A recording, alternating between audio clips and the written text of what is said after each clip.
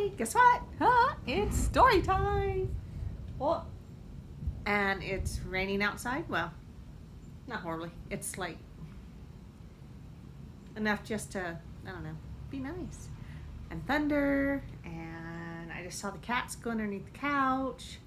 So I have no idea what's going on there. I think it's a hair tie, because, hair ties. Josephine is sitting right over here off camera. Hey, stop it. Actually, they're underneath me. Little bastards. And let's see what else going on. So, recent skunk update. Little fucker's back.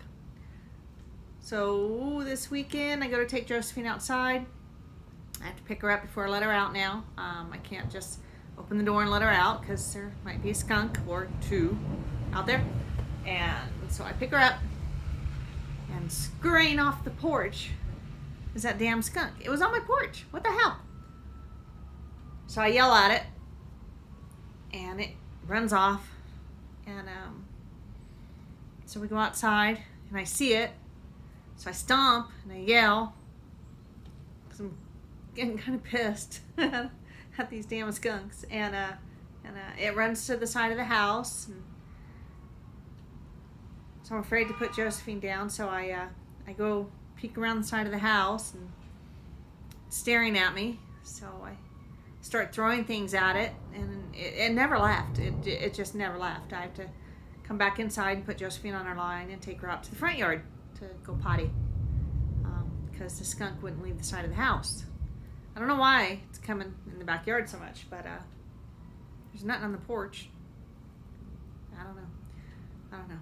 Yeah, damn thing. But it didn't spray, so that's a bonus. Yay! Neither one of us smell like skunk this time. That's always huge. Okay, so we are reading Goblin Proofing One's Chicken Coop by Reginald Bakeley, forward by Clint Marsh. We're going to pick up where we left off at, whoop. And if you're reading along, because I know you're just so eager to read along with me, we are on page, we're going to start on page 13. For Hearth and Home. Da da da. Hey, quit it. Cats are underneath me. Oh, bastards. And there's a little poem here, verse. I'll read it to you. It says, upon each window throw wide every door, announce to all the fairies we're slaves to them no more. Brownies and pixies, goblins, elves and gnomes, hear our cry, be gone at once. You shan't destroy our homes. Ascending craggy hillside, strolling country lane, no fairy makes us tremble, come dark or wind or rain. Your schemes will come to nothing, your plots will go nowhere. Our wits are sharp, our sense is keen, we're loaded up for bugbear. Yours sincerely, Reginald Bakeley. He is a pretentious little snot. Yeah, I don't think I'd like him very much in real life, but I love his book. It's awesomely entertaining. Okay. First principles of fairy. The pernicious the pernicious pervasiveness of fairy. The brownie, a misunderstood fairy. Its ambitions, the boggart, finding its lair, and motives. Methods of routing, a sample letter, and maelstrom. Okay, here we go. Seen from outside, the life of a dashing country gentleman, such as myself, must look like an endless parade of pleasure. Whilst I must admit that this observation is fundamentally true. There isn't a single activity, no pheasant shoot, no cricket match, no afternoon of riverbank angling that is not saturated with potential interference from the most ancient and insufferable people, the fairies. Perhaps the most unsettling quality of these of these so-called good people is how they have insinuated themselves into every aspect of daily life. Far from being content to contain their caperings to the sylvan grove, nor to halt their march at the front gate or a flower bed, these bogies of childhood nightmare and adult paranoia are to be found nearly everywhere. One might cast a glance In my own life, the fairies and their mischievous pranks have caused me no end of trouble, scaring off my entire household staff, souring many of my closest friendships, and exacting unwanted expense and worry until all I am left with are a few tattered scraps of insanity. Freudian slip of sanity. These I raise as war banner against the Fae. I beseech you to rally beside me. Of all the innumerable types of fairies, the one most commonly encountered, yet also the most commonly misunderstood, is the brownie. Here's a nocturnal fairy helper, who stands no taller than a spout of one's teapot. Oh, I am on it, doggone it. Yeah, this always helps. Refreshing. Okay, let's go back. Of all the innumerable types of fairies, the one most commonly encountered, yet also most commonly misunderstood, is the brownie. Here's a nocturnal fairy helper, quote unquote, who stands no taller than a spout on one's teapot. Yet it is able to single-handedly carry out an astonishing number of household tasks. Renowned historically for its knack of churning butter and grinding wheat into flour, the modern brownie has mastered a repertoire revolving around pressed laundry, freshly brewed cups of tea. In exchange for its labor, it might skim a dram of milk from a bottle or gnaw the occasional simple crust of bread. There's a teapot for a picture. We have a couple pictures here and there in this one. Not many. It sounds pleasant enough having one of these magnificently industrious creatures scampering about, but the household harboring a brownie would do better to consider itself not blessed, but beset. I say beset because in truth the brownie is nothing but a ruthless social climber. In the midst of antiquity, brownies were simple sprites of earth. Yet as civilization grew, these ambitious fairies hitched a ride, haunting the hearthstones and lurking in linen baskets. Gasp. Biding their time until they themselves could have proper houses of their own. Now these jealous creatures live in a limbo land between fairy kingdom and our own world. Residents of both places, but full citizens of neither.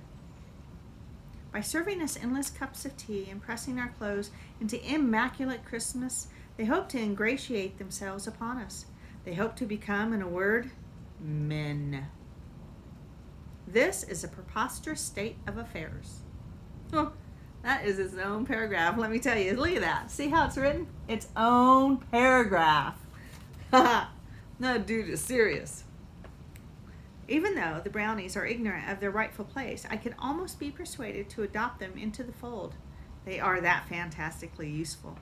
What stays my heart, though, is the brownie's fatal flaw: bitterness. Ooh. Eons of toil have built up a terrible supply of anonymity in them. Yeah, they don't like people. And this much rage, condensed into the brownie's tiny frame, is little more than a powder keg, one sporting the shortest of fuses. The brownie is a learned scholar of its own twisted version of etiquette, and the slightest affront to its sensibilities can send it into a murderous rage. Oh my! Twisting its form into that of the monstrous Bogart. As destructive as a brownie is helpful. Whilst a home housing a brownie lodger may be the picture of comfort and peace, the coming of the Bogart is the undoing of all of this, as is disquieting as a herd of wild boars let loose in the parlor. So, should you awaken one morning to discover an unexplained cup of impeccably brewed tea atop your kitchen counter, or slide open your dresser drawer to find a stack of perfectly ironed hankies, rejoice not. Instead, I urge you to commence with the following sequence of proven countermeasures. The brownie depends upon your gratitude. And the more of its ingratiating favors you allow yourself, the more difficult it will be to rid your home of the sycophant squatter. Ooh. Ooh. Who will inevitably turn the bird, and throw into turmoil all you have worked so hard to achieve. Firstly, you must locate precisely where in your household the brownie has set up residence. Brownies are at the bottom of the barrel, figuratively, and quite often, literally. That almost deserves a drink. Upturn your entire home until you find its hidey hole. Open all the kitchen cabinets and pull out their contents, especially from seldom used cupboards. Worry not about upsetting the brownie in his lair. If he hears you coming, he will flee in modesty and shame, hoping that you will overlook his home. The purpose of this search is not to catch the brownie, but rather to see exactly what his aspirations are. A miniature dormitory set up in the back of a cupboard may be recognized by a doll's house bed and tiny grass mat arranged in mock domesticity by the brownie. Once you find them, look more closely. What you are after are details. A framed queen's head postage stamp or a coronation teacup now employed as a bathtub indicates you've got a minuscule royalist in your midst. A preserved dragonfly or a stuffed shrew shows up the work of the budding naturalist. Quickly take a series of mental notes and be careful not to disturb anything you chance upon. You may wish only to observe and depart before the brownie musters the courage to return and sees what you've been up to.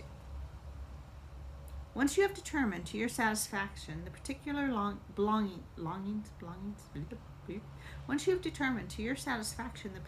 longings of your household's ambitious stowaway, you are ready to take real steps towards its removal. Out. And how is a brownie infestation such as this best handled, you may ask? Perhaps with poison traps or dogs. These are all perfectly effective methods against lesser vermin, but none of them are sufficient to withstand the wrath of the Bogart. What this situation calls for is tact, cunning, and above all else, kindness, even if it is the sort which is only feigned. The way to deal with any such freeloader is to thank him overmuch, to play on his insecurities and let him know in a roundabout way that he has no hope of ever escaping his fairy origins and joining the world of men, at least not in this household. Get thee a tailor, my friend, and take a brownie-sized doll with you. Commission a suit of clothing perfect for your brownie's interests. The more formal or comprehensive, the better. Does he fancy... Oh, the bell's coming. Ah! Thank you! You're welcome. Does he fancy himself an equestrian, for example? A hacking jacket, a pair of riding breeches are required. If your brownie possesses mountaineering leanings, or a Tyrolean sports coat, and a tidily spooled length of twine are the beginning elements of a smart alpiner costume. Once complete, the outfit should be brought home wrapped in paper so as if to be safe from prying brownie eyes. Keep it within view as you prepare the second half of your remedy and the clincher, the effusive letter of thanks. I'll admit that the composition of this letter calls for some strength of will in order to keep your writing hand from going into spasms.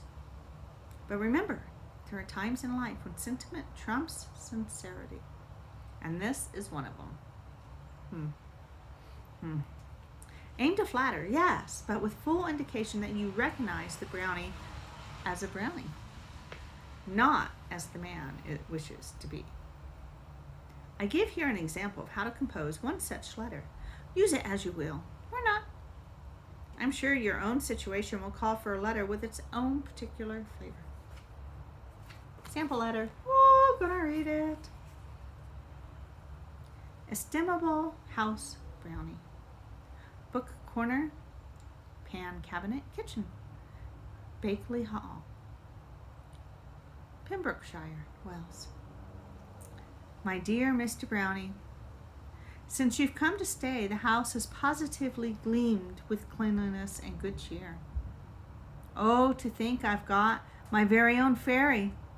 It's such a pleasure to know you're around. I must be imagining the wee tinkle of bells. So unobtrusive are you as you prepare such unparalleled cups of tea. And the pocket handkerchief, never before have they enjoyed such crisp creases. I've told everyone I know what good fortune it is to have a little fairy all to myself.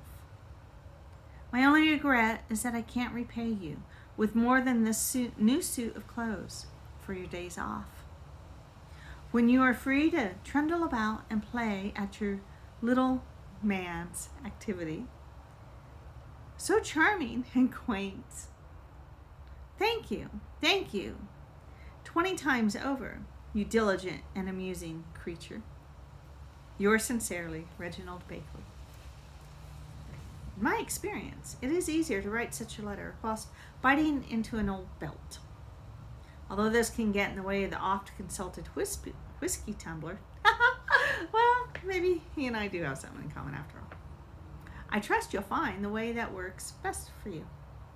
Fold the letter into an envelope addressed to the brownie and place it along with the wrapped suit of clothes just outside his lair. Then hurry, because the clock is ticking and you have only until nightfall to secure your home against the coming tempest. Swing open the front door of the house and stow any fine china and irreplaceable heirlooms in your bedchambers. Lock yourself in there as well and just try to get some sleep that night. I venture to say you'll have a devil of a time drifting off, as at any minute the brownie will emerge from his hidey hole to try on the clothes and read the letter. It is then but a matter of seconds before the reaction. Astute brownie will realize it has no chance ever of being anything but a fairy in your eyes, and transforming into a boggart, hurling invectives and whatever household objects that are not tied down, will storm out the open door, never to return. Should your brownie not be bright enough to understand your meaning, he will delight in the gift to simply set off on a new life with his dashing set of clothing, confident he has at last arrived. In either case, the bounder is gone. Restore your house to order, throw out all the little furnishings in the brownie's lair, and give the cupboard a proper scrubbing. Your life and your home are once more your own. Brew yourself a cup of tea and smile, for you have reclaimed the first crucial piece of territory in your fight against the meddling antics of the Fae. Well, that's it for tonight.